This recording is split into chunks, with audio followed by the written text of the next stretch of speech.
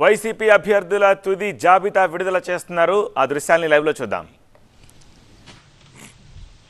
Media ద్వారా పౌరులకు తెలియజేయడానికి ఏర్పాటు చేసిన ఈ సమావేశంలో మొట్టమొదటిగా కీర్తిశేషులు డాక్టర్ రాజశేఖర రెడ్డి గారి ఆశీస్సులు ఈ పార్టీ పైన మా అందరిపైన ఉండాలని నేను వారిని కోరుకుంటూ, ఆంధ్రప్రదేశ్ చరిత్రలో అటు ఉమ్మడి రాష్ట్రంలో కానీ, రాష్ట్ర విభజన జరిగిన తర్వాత ఆంధ్రప్రదేశ్లో కానీ ఎన్నడూ కూడా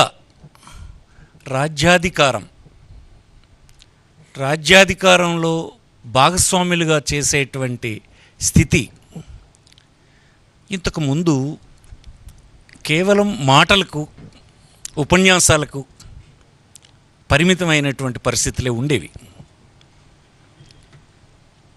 19లో వైఎస్ఆర్ కాంగ్రెస్ పార్టీ అధికారంలోకి వచ్చిన తర్వాత శ్రీ జగన్మోహన్ రెడ్డి గారు నాయకత్వంలో అధికారాన్ని మొదటిసారి ఈ రాష్ట్రంలో బడుగు, బలహీన, అల్పసంఖ్యాకులు, స్త్రీలు ఇట్లాంటి వర్గాలకు అధికారంలో పెద్ద ఎత్తున చోటు లభించింది. అది ప్రత్యక్షంగా దేశ ప్రజలందరూ చూశారు ఈ రాష్ట్రంలో అధికార పంపిణీ. నేడు మరొక అడుగు ముందుకు వేసి ఈనాడు ఇచ్చినటువంటి వారు నిర్ణయం తీసుకున్నటువంటి సీట్లు చూస్తే మరింత మందిని ఈ బడుగు, బలహీన వర్గాలు, మైనారిటీస్ వర్గాల వారిని శాసనసభకు, పార్లమెంటుకు ఎంపిక చేయడం జరిగింది. అలాగనే ఈ సంఖ్య ఎంత పర్సంటేజ్ ఉందంటే 50% ఉంది.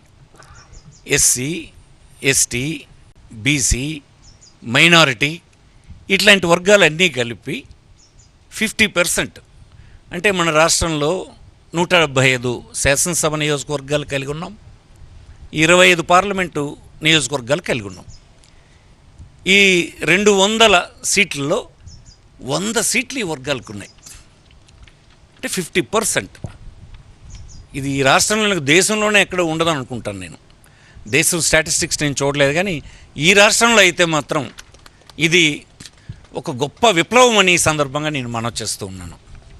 ఇలాంటి సందర్భంలో అలాంటి పేర్లు చదవడానికి ఒక బలహీన వర్గాలకు చెందినటువంటి వ్యక్తిగా నన్ను విడుదల చేయమని పార్టీ అధ్యక్షులు గౌరవనీయులు జగన్మోహన్ రెడ్డి గారు గతసారి ఎన్నికల్లో నన్నే పిలిచారు, ఇప్పుడు కూడా నన్ను పిలిచారు.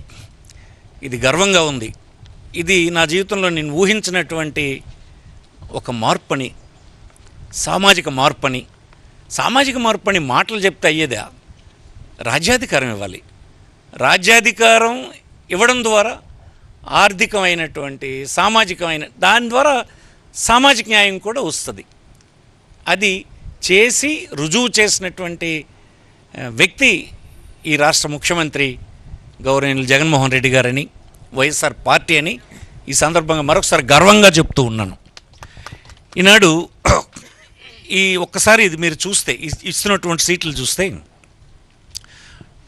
50% సీట్స్ ఎమ్మెల్యేస్లోనూ, ఎంపీస్లోనూ కలిపితే 100 సీట్స్ ఈ బీసీ వర్గాలకు, మైనారిటీ, ఎస్సీ, ఎస్టీ వర్గాలకు ఇవ్వడం జరిగింది. అలాగనే 175 ఎమ్మెల్యే సీట్స్లో 29 ఎస్సీస్, 7 ఎస్టీస్, బీసీస్ 48, 91 ఓసీ, 7 మైనారిటీస్, ఇందులో అన్ని కేటగిరీస్లో కలిపి 19 మంది ఉమెన్ ఉన్నారు. అలాగే 25 ఎంపీ సీట్స్లో SC 4, ST 1, BC 11 seats BC ఉన్నారు, ఓసీ 9. టోటల్ కేటగిరీ, అన్ని కేటగిరీస్లో కలిసి 5 ఉమెన్. 200 ఎమ్మెల్యే, ఎంపీ సీట్స్లో డిస్ట్రిబ్యూషన్ ఒకసారి చూసుకుంటే ఎలా ఉందంటే SC 33, ST 8, BC 59, OC 100, 7 minorities, అన్ని కేటగిరీస్లో 24 ఉమెన్ క్యాండిడేట్స్ ఈసారి ముఖ్యమంత్రి గారు ఎంపిక చేశారు. ఇది సిగ్నిఫికెంట్ ఇంక్రీజ్. ఇది నేను ఇప్పుడే చెప్పాను, దానికి మాటలు లేవు. ఎప్పుడు అసలు రాష్ట్రంలో ఎప్పుడు ఎన్నడూ స్వాతంత్రం వచ్చిన తర్వాత లేదు. ఫస్ట్ టైం ఇది. ఇంకే రాజకీయ పార్టీ ఈ రాష్ట్రంలో చేయలేదు. బీసీలకు చేసామని, బీసీలకు అధికారం ఇస్తామని, ఇది బీసీల పార్టీ అని చెప్పిన వాళ్ళు ఏనాడు ఇలా చేయలేరు.